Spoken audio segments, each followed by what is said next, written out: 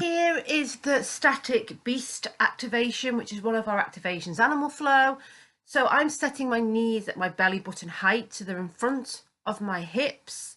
I turn my toes under, and then what I want to do is corkscrew my arms so the pit of my elbow is facing over my hands. And what this does, it just locks in the lats and the triceps and gives you a little bit more stability. Then I want to protract and retract my shoulders. So again, I want to push them together and then draw and push my hands down into the floor to press them apart, and just do that a few times and then find that midway position.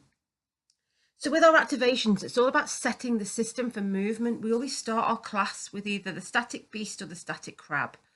And then what I do is it's all about just reducing contact with the floor. So when I've set my beast, I've got 6 points of contact with the floor. To make this a bit harder, I then lift the knees about 1 millimetre. So now I've gone and reduced it to 4 points of contact. This gathers so much information and assesses the body's global stability. And it's a great assessment tool. It's great for corrective exercise strategies. So as you can see now, I'm starting to reduce it even more to 3 points of contact by just lifting a foot off the floor. And you can really see how the body deals with that change. You are trying to keep as stable as you can, but as you see, as we move on to the arms, it gets a little bit harder.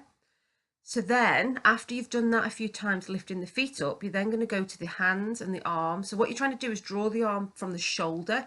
So you lift from the shoulder. Hold for however long you can, and then gently place back down. Reset. So reset your body stability again, and then drive the other hand down so you can lift the other arm up. So again, I'm keeping my arm nice and straight. I'm breathing. I'm engaging through my core, my pelvic floor as I do this. Good, that's it. So again, I'm just taking one foot off a few times, then I'm moving on to the hands. And then once I'm happy with that, I then go contralateral. So then I'm trying to lift opposite arm, opposite leg at the same time. And then this really just works the body down to two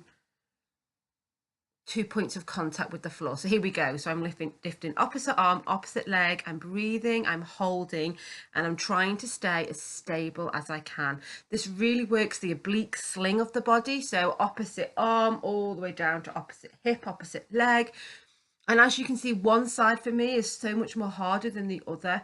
And this is, we practice this every week. I practice this at home to really try and work that oblique sling to give me more stability. And I'm really working those deep systems here. No other big muscles are taking over. It's just my core stability, and it's so much harder than you think. So give it a go. And if you want to come and join an animal flow class, all the details are above.